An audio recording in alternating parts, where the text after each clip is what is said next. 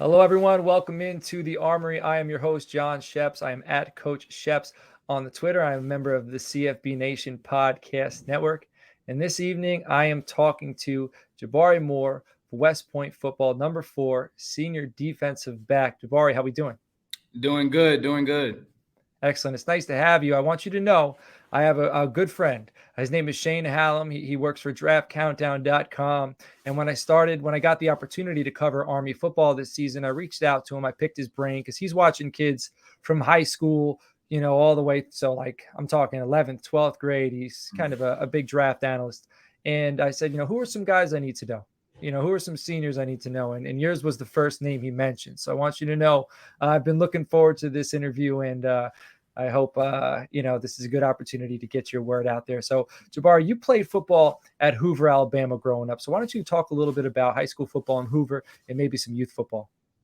Yeah, definitely. Growing up in Hoover, football is like idolized. It's the biggest thing out there. Being in the South and everything is football this, football that. Obviously, in Alabama, it's Auburn, Alabama. So, I mean, football is huge. Which were you? I was Auburn Okay. all the way through, yeah. And then I started playing football in fourth grade. Um, I didn't like it at first, but then my dad told me to keep at it. I really wanted to play receiver, but then he sat down and told me, he was like, would you rather get hit all the time or do the hitting? And I thought about it for a little bit. I was like, I'd rather do the hitting. So then I've been playing corner since middle school, and it's been a great ride. Excellent. All right. So let's talk about the end of kind of your high school career at Hoover, Alabama. So when did the opportunity arise to head up here to the Hudson Valley and go play for Army? So I was getting letters in the mail from Coach CY. He's not here anymore, but about the January of my senior year, I took my official up here, and it was just unreal. I saw like how the guys were all connecting, and it was just something I wanted to be a part of. So that and then all the opportunities that this school provides just kind of led my decision towards here.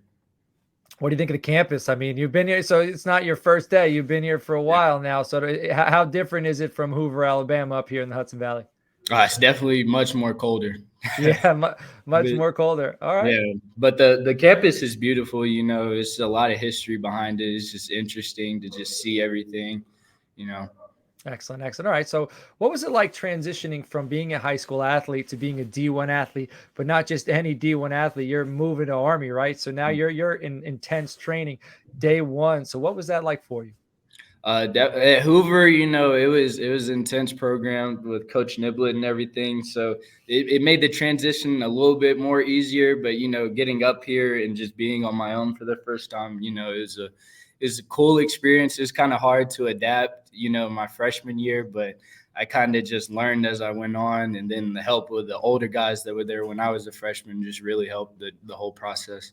Excellent, excellent. All right. So I know you're in the middle of the spring season right now. You got the summer coming up, and I know you guys go away for a few weeks. So what is the off season like for an Army football player?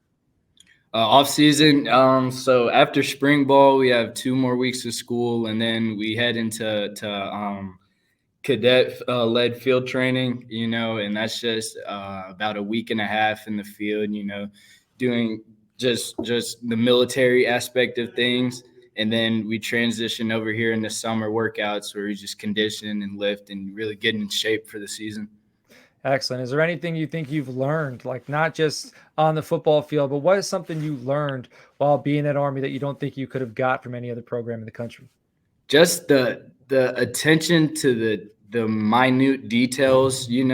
I feel like this place does a great job of emphasizing the little things. So if these little things go wrong, it eventually affects the bigger outcome of things. So I just feel like the focus and the discipline of staying on that path and focusing on those little things is something that I've gained from here.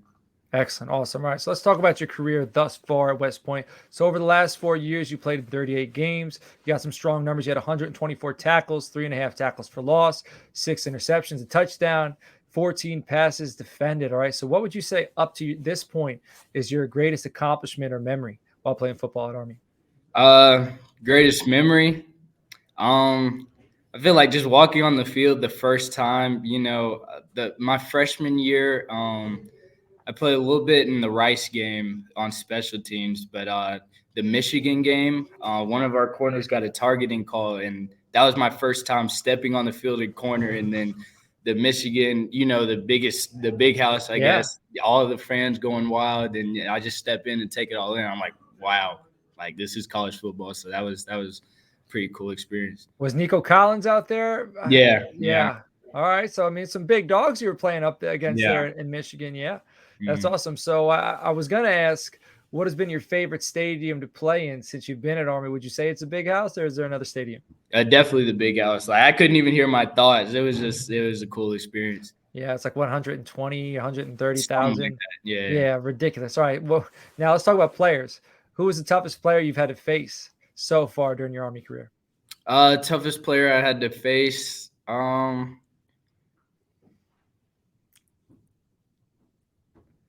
Probably the Wake Forest receivers.